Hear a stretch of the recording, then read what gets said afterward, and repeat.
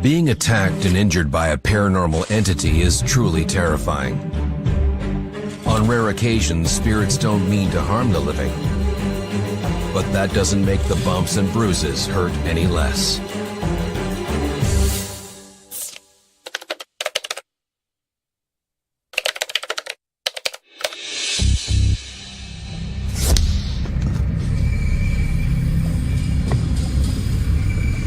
We actually looked at this house a good 6 months before we even took a walk through. We argued over it. We would drive by it, and I'd be like, no, I'm not living there. No, I'm not living there. And finally he said, I'll make an appointment to go look at it, whether you come or not. So I came, of course. It had sat empty for 3 years.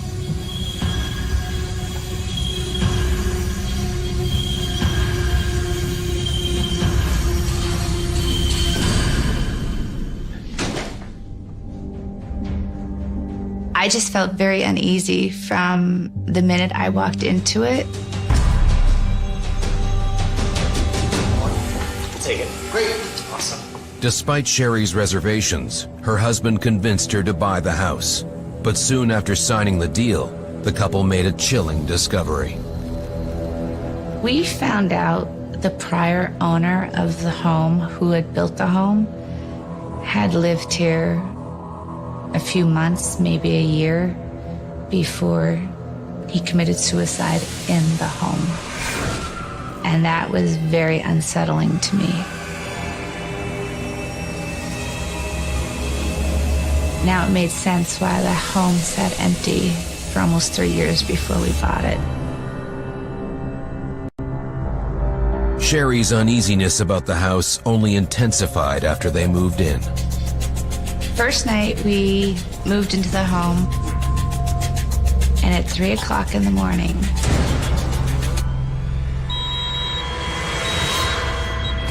every fire alarm in the house went off in every single room.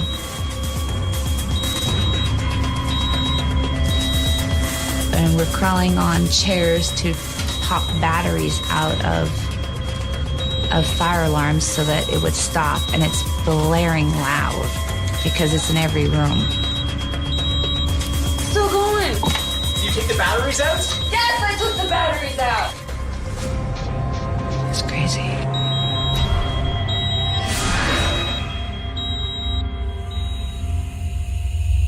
I felt uneasy in the home right from the beginning. I always felt as though I was being watched.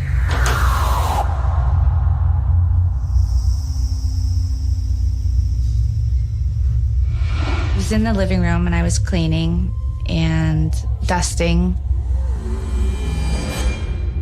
And I just felt like someone was staring at me.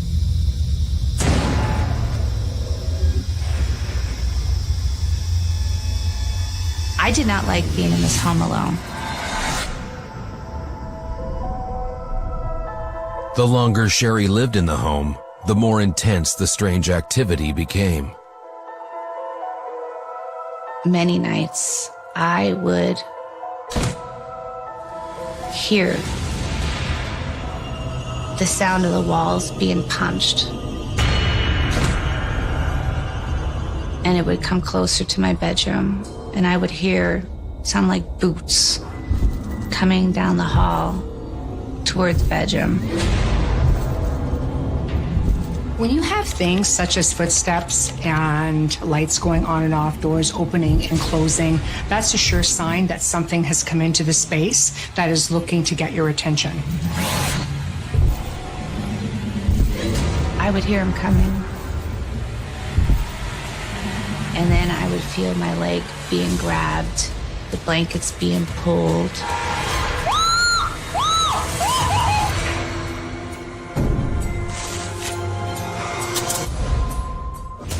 Sherri Petril's new home was giving her the creeps. Then, things took a violent turn while she was sleeping. I would hear him coming. And then I would feel my leg being grabbed, the blankets being pulled.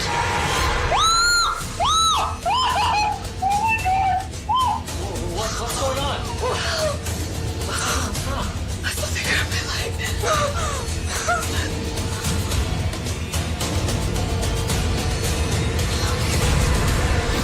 I would just wake up with black and blue spots on my legs.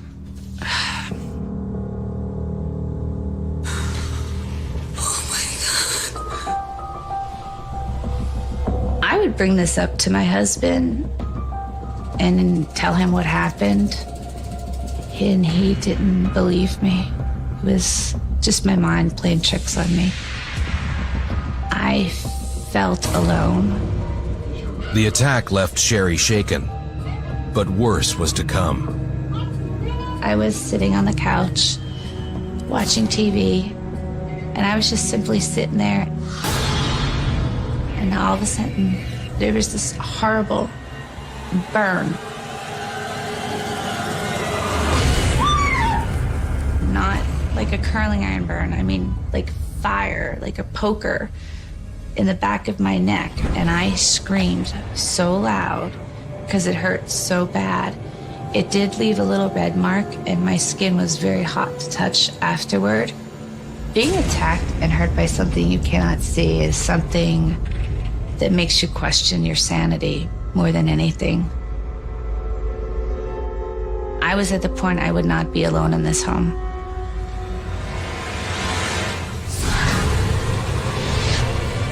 This is when I realized that something was not right in this home, and I had to do something about it.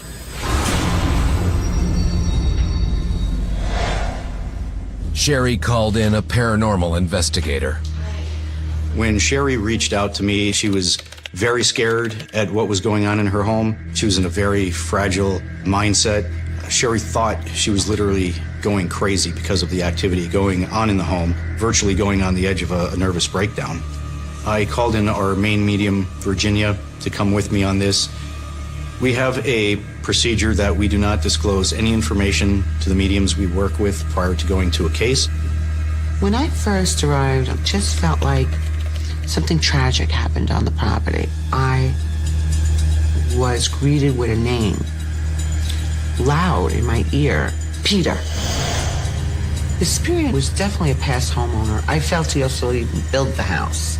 I remembered this energy just staring at me. He was giving me a look of disapproval. I almost didn't want to go into the house. When I spoke to Sherri, she said she was going through a lot of physical issues.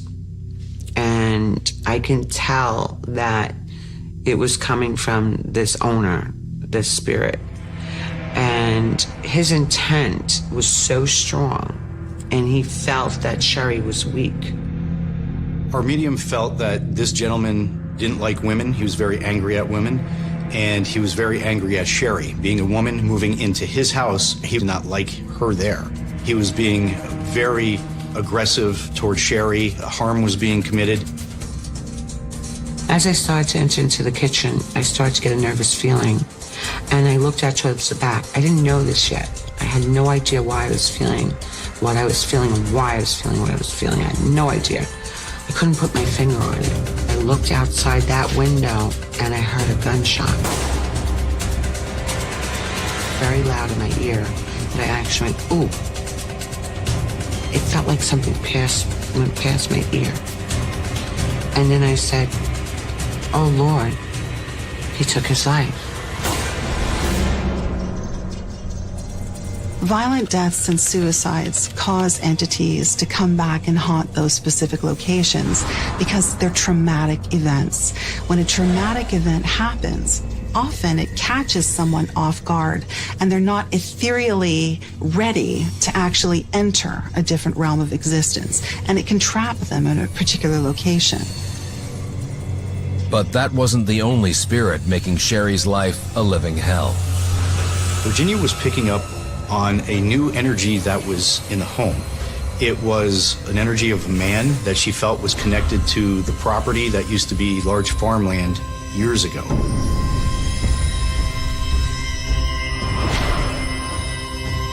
Virginia felt that that man was still claiming this property as his, and he didn't like this other energy in the home. The other spirit was not a nice character. I felt he came from a farm situation. It was a farm at one point. And I felt that this farmer drank, and he fell and hit his head. So I now was dealing with two ghosts. The two entities that were now in my home were battling, in essence, for control of the home and the land that I was living in. And I was caught in the crossfire between these two entities. This is a case where we believed Sherri could potentially be in danger, whether emotionally, physically. You can get sick, you could become depressed. People have been driven to suicide. Virginia and I worked out a game plan that we were going to go after the man that had been there for over 100 years. Virginia felt that once we got rid of him, that Peter would leave. Worried the old-fashioned farmer spirit wouldn't listen to a woman, Virginia channeled the entity so that Mark could speak to him directly. This is my house. This is my house. This is my house. You're not welcome here.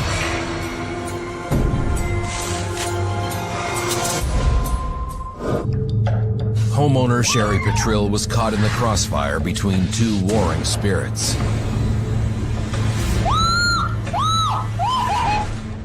Paranormal investigator Mark Keyes and psychic medium Virginia Centrillo were battling to remove them. This is my house. This is my house. This is my house. You're not welcome here. Must go over. You have passed.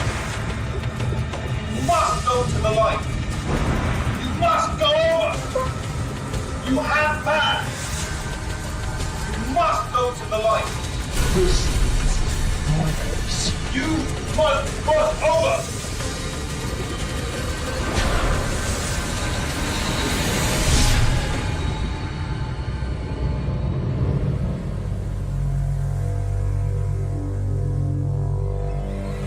With the farmer gone, Virginia switched her focus to the spirit known as Peter. I started to work with the energy of just love. I just started to ask for abundance of love to enter this house. I believe he was a little bit afraid to cross over, but because of what he did. But finally, we convinced him that if he did go into the light, he would be a brand new person and could move on to a much better life.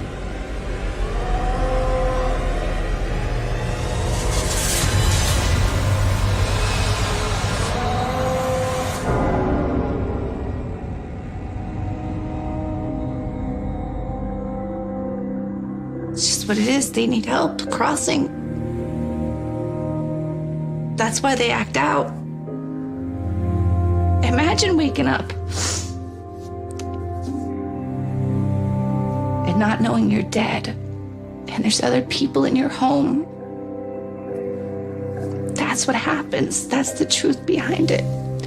So they act up because they don't understand that they're dead. I know that now. I didn't know it at the time.